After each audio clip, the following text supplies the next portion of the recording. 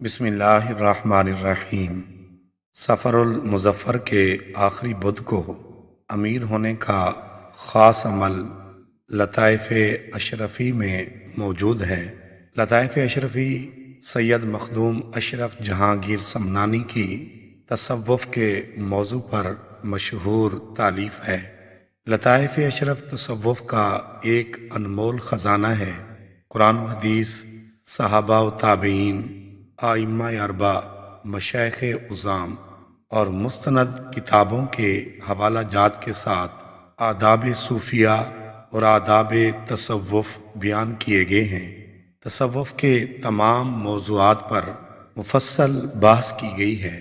عمل یہ ہے کہ جو کوئی ماہ سفر کے آخری بدھ کو سورہ الم نشرح، سورہ والتین، سورہ نصر یعنی اذا جاء نصر اللہ والفتح اور سورہ اخلاص یعنی قل هو اللہ احد 80 بار پڑھے، اس مہینے کے ختم ہونے سے پہلے انشاءاللہ وہ غنی ہو جائے گا۔